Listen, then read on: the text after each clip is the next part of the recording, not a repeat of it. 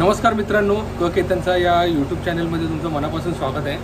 मी भांडूपमध्ये Sai hill इकडे आलो आहे। अर्थात विजय क्रीडा मंडळ या मंडळाला भेट द्यायला आलो आहे। एकंदरीत दहीहंडी उत्सव आपला झालेला आहे आणि या दहीहंडी उत्सवामध्ये या मंडळाने काय काय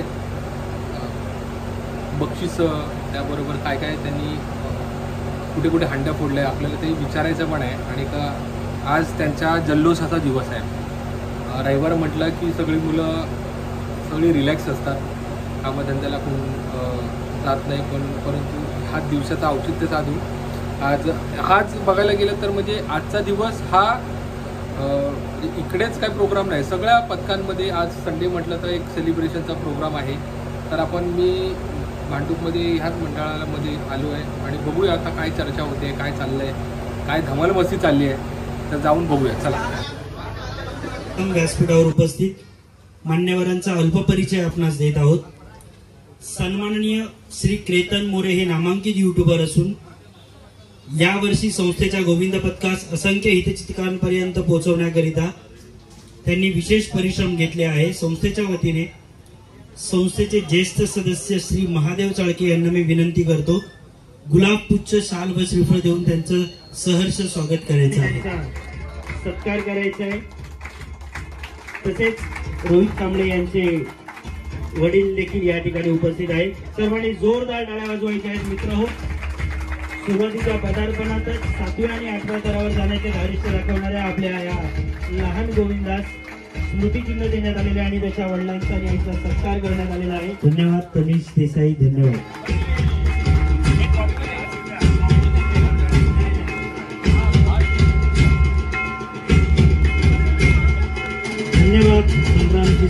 गावचं हा लावणार लावले ते आपण सगळ्यांनी स्वप्न होतं, पहिल्याच दिवशी 7 लावणार, मागच्या वेळी चुकलं, यावर्षी लावले।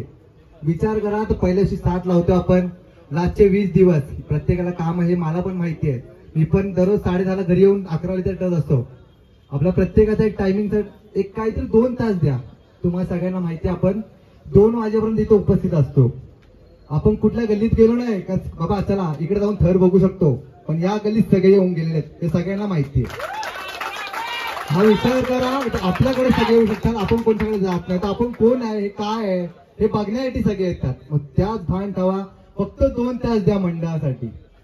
तो इतिहास आहे ना, तो 2025 ला रचल्याशिवाय राहणार नाही आपण, हे लक्षात ठेवा। बस 2 शब्द संबोधतो, काय बोला।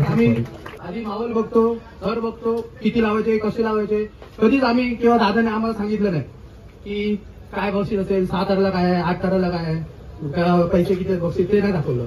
आपण यशस्वीरित्या थर लावू आणि उतरवू हेच आम्हाला दादाने शिकवलं आणि हेच आम्ही ठरवलं। विजय क्रीडा मंडळ थर लावत असताना आजूबाजूला मंडळ पण 2 मिनिटं थांबून विचार करतं की आपलं काम आहे की यांना सहकार्य करणं, तर हे आम्ही कमवलं। आता एक फोटो व्हायरल झाला होता हंडीच्या दिवशी, दुसऱ्या दिवशी आम्ही बघितलं, आम्ही इथं अजून एकही व्हिडिओ बघितली नाही आपल्या तर आम्ही थरही नाही बघितलं। तर व्हिडिओ व्हायरल झाला, त्यात होता एक दुसरा गोविंदाचा मुलगा दुसरा थरावर आला, तर तो का आला असेल, कारण त्याच्याही मनात होता की ह्यांचे यशस्वीरित्याच 8 थर लागले पाहिजे, म्हणून तो आला। तर हे आम्ही कमावलं। जमवलेला पैसा आम्ही इथे ठेवतो आणि जमवलेली माणसं आमची इथे सगळी। पैसा का नाही माणसात उलट मान्य करतो, त्या दिवशी सरावाच्या दिवशी आमची वेळ खराब होती, ती रशीमध्ये आली असो काही असो, वेळ खराब होती, पण जागाही ठरलेली आहे, दिवसही ठरलेला आहे, वेळही ठरलेलं आहे, उत्तरही ठरलेलं आहे। नक्कीच बैल लावणार, ते पण नांगरा सगळं लावणार, नक्कीच बैल लावणार, नांगरा सगळं लावणार, एवढं लक्षात ठेवा। येणार एक ना एक दिवस येणार, सगळे येणार।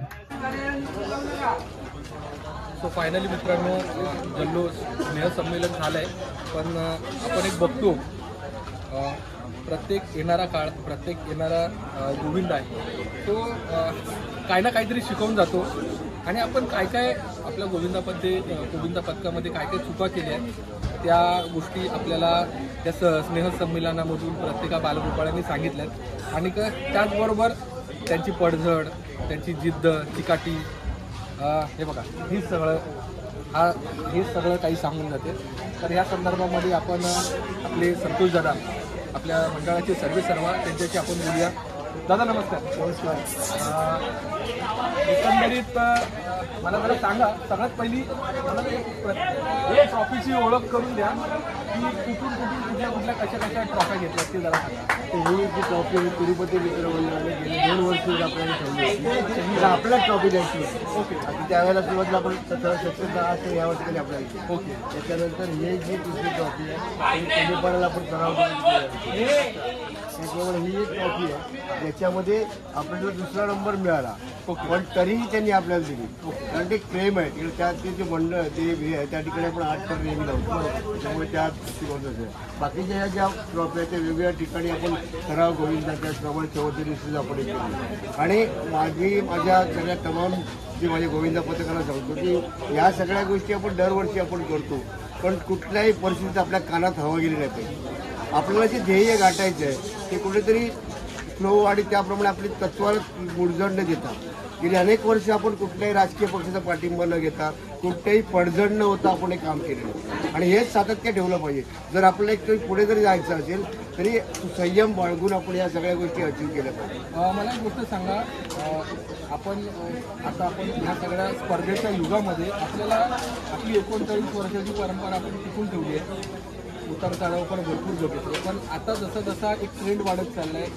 आम्ही 7 लावले तर उद्या आम्ही 8 लावणार. जिद्द तर आहे प्रत्येक मुलांमध्ये पण त्याचबरोबर तो एक आपल्याला हे बघावं लागतं की मुलांचा फॉर्म कसा आहे काय सांगू शकता. कारण का आपल्याला एक तर ॲक्सिडेंट नाही कुठल्या मुलाचा करून घ्यायचं. मुलगा जसा आला तसा तो सुरक्षित व्यवस्थित गेला पाहिजे. स्नेहसंमेलन झालं प्रत्येकाने मनोगत व्यक्त केलं आहे. पुढे काय असेल ट्रेंड आजकाल तुम्ही म्हणाल तो बरोबर आहे. ट्रेंड लोकांचा प्रो गोविंदाकडे आहे पण प्रो गोविंदा करताना त्याला भरपूर तयारी करावी लागते. म्हणून मी सगळ्यांना आव्हान केलं की जर आपल्याला प्रो गोविंदामध्ये जायचं असेल तर स्टेप बाय स्टेप तयारी करूया. जर आपली तयारी झाली तर प्रो गोविंदामध्ये जायचं. अदरवाईज लोक झालं म्हणून आपण जायचं नाही. पण ठराविक त्याच्यामध्ये बऱ्याचशा सूचना तर या स्नेहसंमेलनाच्या माध्यमातून झालं की आपल्याला ताकद असायला पाहिजे, वेगळ्या पद्धतीचं शरीर यष्टी असली पाहिजे. ती आपण सगळी तयारी करून नंतर आपण ठरवलं. तर दादा मला एक गोष्ट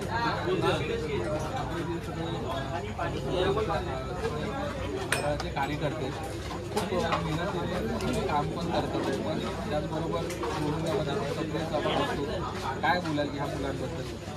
त्या मुलांमध्ये एकच बाउंडिंग असते की आपण या संस्थेचं नाव आपल्या खराब होता पाहिजे. ते बाउंडिंग कशी असते आणि आपण ज्या खांद्यावर घेतो तो खाली पडता कामा नये. ही त्याची कमिटमेंट असते आणि ती आपण कमवलं. आजपर्यंत ती जिद्द म्हणजे जरी शरीर यष्टी तेवढी नसेल तर ती रग असते आणि त्या रगच्या जोरावर कुठल्याही गोविंदाला पडता कामा नये ही त्याची आपण. दादा मी तुमच्याकडे तुमचं नाव ओके कसं दादा तुम्ही बेस लागतो काय अनुभव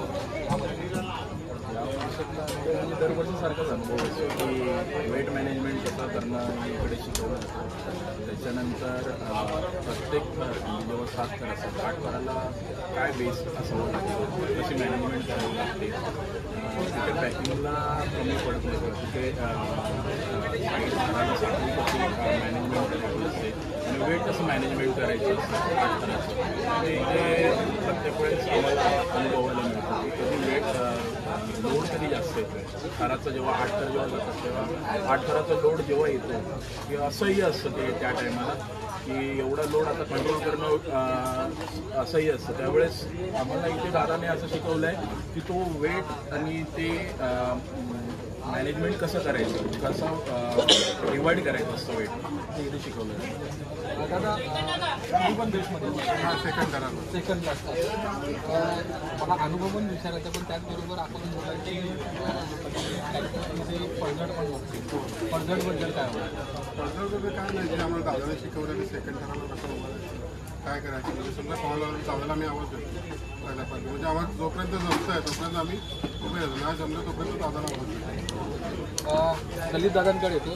ललित दादा काय सांगू शकताल कारण का दादांनी पण जसं काही गोष्टी आपल्याला सांगितल्या की हे म्हणतात की तुमच्याकडे पण एक कॉल असते तर आपल्याला कुठल्याही मुलाची पडझड नाही बघायची. सगळ्या गोष्टी व्यवस्थित पण त्याचबरोबर आता बघतो चुरस वाढत चाललेली आहे. चुरस तुम्ही हा नक्की स्पर्धा असली ना की स्पर्धा म्हणजे चुरस हा आला आणि चुरसशिवाय खेळायला मजा नाही. पण हा खेळ कुठे खेळावा आणि कुठल्या पद्धतीने खेळावा हे प्रत्येकाला कळलं पाहिजे. कारण का मैदानातला खेळ हा मैदानापर्यंतच असला पाहिजे. मैदानाच्या बाहेर आल्यावरती सगळेजण आपापले मित्र असले पाहिजे, ही भावना प्रत्येकाने जपली पाहिजे.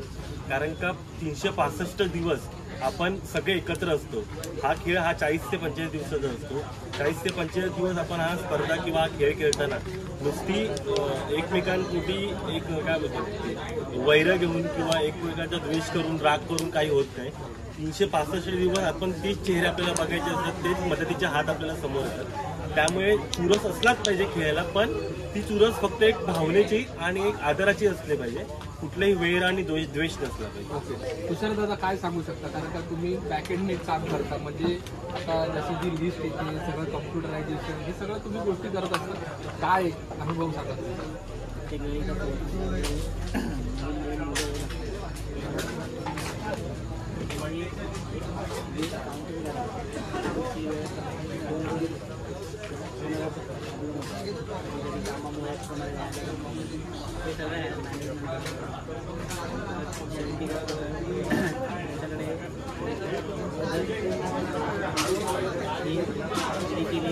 प्रत्येकाच्या पहिली दिवशीच आम्ही टी शर्ट बाकीच्या ठिकाणी आदल्या दिवशी 2 दिवस आहे टी शर्ट ओपनिंग आमच्याकडे तसं सकाळी आमची पूजा होते, त्याच्यानंतर आमचे टी शर्ट वाटले. प्रत्येक एका मुलाकडे ती जबाबदारी दिली असते. प्रत्येक मुलाच्या एका पिशवीमध्ये 5 टी शर्ट असतात, सिटी वाईज ठरवायचे तसे आम्ही टी शर्ट वाटतो तशी. ओके, तर मित्रांनो, विजय क्रीडा मंडळ अख्ख्या महाराष्ट्रामध्ये मुख्यतः मुंबईमध्ये जी जेवढी जी चॅरिटी असेल ती आपल्या ह्या विजय क्रीडा मंडळ भांडूप इकडून होते. त्याचे सर्वे सर्व आहे संतोष दादा काशी. दादा मला सांगा, तुम्हाला कॉल येतात ॲम्ब्युलन्स किंवा एक चॅरिटीमध्ये विशेष नाव आहे मंडळ, आणि आपण एक बघतोय की महाराष्ट्राच्या उर्वरित भागामध्ये पण समाजकार्य चालू आहे. ही समाज कल्याणाची कामं करताना वैयक्तिक जीवनामध्ये आणि त्याचबरोबर ह्या मित्रांमध्ये जेव्हा तुम्ही असतात वैयक्तिक, मला तुम्हाला प्रश्न विचारायचा आहे. गोविंदा तर गेला आहे, आता पुढे येणारा गणपतीमध्ये पण ती रात्र सकाळ दुपार काही ना काहीतरी आपत्कालीन गोष्टी या सगळ्या होत असतात. काय बोलतात त्या गोष्टीबद्दल? काय असतं की समाजकार्य करताना वेगळी एनर्जी होती. आज गोविंदाच नाही, गोविंदामध्ये मी यांच्याकडून बघतो, त्याच्या व्यतिरिक्त माझ्या अनेक जबाबदाऱ्या आहेत. जसं ॲम्ब्युलन्समध्ये संपूर्ण भांडूपमध्ये कोणाकडे माझा नंबर असतो, तर कधीही मला फोन करू दे, मी फोन त्यांना माझ्या कल्पनेची फोन उचलला.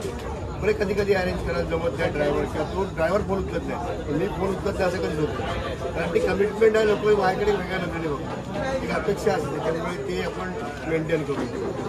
मला आता एकदम शेवटचा प्रश्न, आणि आता तर दहीहंडी तर संपलेली आहे, हे संमेलन पण झालं आहे. आजकाल तरुण बघताय, संसद तर बघताय, एक सगळ्यांची ह्या मंडळातल्या मुलांची सेवा होणे, काय सांगणार खरंच येणारा काळ हा जरी कठीण असला तरी पण संयमाने कसं राहायचं हे आपल्याला शिकायचं. काळ हा कठीण जरी असला तरी आपल्याला आपल्या आईवडिलांचे संस्कार असतात, त्या संस्काराच्या आधारे आपण जर चाललो तर कुठलीच गोष्ट कठीण नसते. आणि काही गोष्टी पटकन जे त्यांना यश मिळतं ते फार घातक असते, कारण त्याच्या कानात हवा जाते आणि मग काहीतरी वेगळ्याच पद्धतीने जातो, पैसे कमवणं म्हणा किंवा इतरही काय म्हणा. आपण आजपर्यंत जसं विजय क्रीडा मंडळाची कारकीर्द बघितली, ते सुरुवातीला स्टेप बाय स्टेप आपण जातोय. त्यामुळे अशा प्रकारेच आपण सगळ्यांनी गेलं पाहिजे. त्यात वेगळा आनंद असतो आणि त्यात वेगळं समाधान असतं. अनुभवाच्या आधारे आपण जेव्हा पुढे जातो, हाचकडे जे आपण जेव्हा बघतो आयुष्यातली, त्यामुळे ते एक वेगळा आनंद आपल्याला. तर मित्रांनो, असं आहे आपलं विजय क्रीडा मंडळ.